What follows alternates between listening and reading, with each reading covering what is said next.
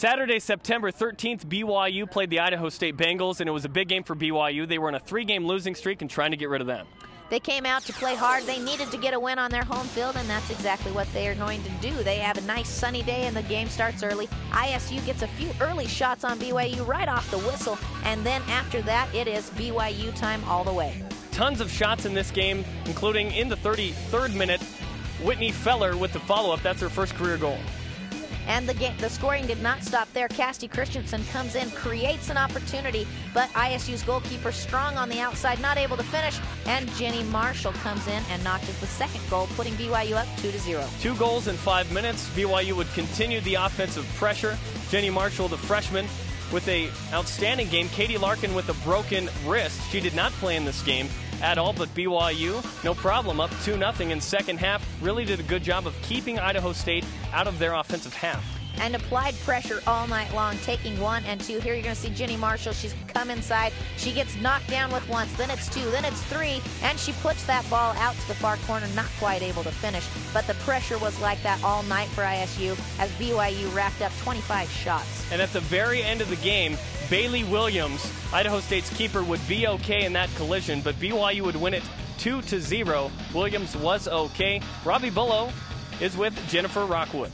Coach Rockwood, a big 2-0 victory here tonight. Your team had 27 shots. What was the difference offensively? Well, I think having some extra people in the midfield helps. I think scoring early gave us a bit more confidence, and I think as soon as we were able to score, we played a lot better. Came out in the second half really strong. We've got to put some in the back of the net when we have some opportunities. With 27 shots, you hope for a few more goals, but certainly a step in the right direction for us. And I thought we had a lot of players step up and play really well tonight. Now we've got to be able to take that on the road. I know you also said that you wanted to have improved defensively. I know you gave up a lot of shots on your road trip. Yeah. Here tonight, Mackenzie Olsen only needed to make 2 saves.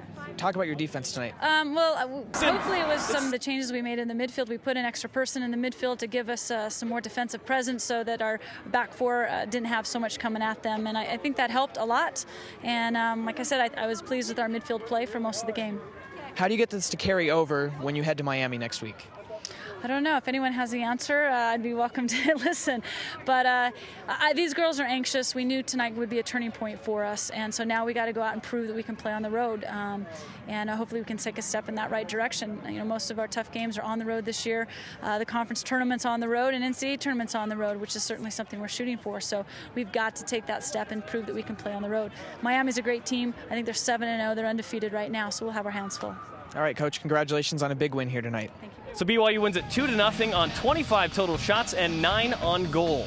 And they hold ISU to only 9 shots on the game, only 2 of those coming on goal and coming early in the game. In the second half, not much activity for ISU. Fouls on the game were fairly even, but BYU really showing domination even though they only led 2-0. BYU really needed this win. They are now 4-4 on the season, 3-0 at home, just 1-4 on the road. Their next game is on the road at Miami, and then next Friday right here on the BYU Sports Network against the Michigan State Spartans.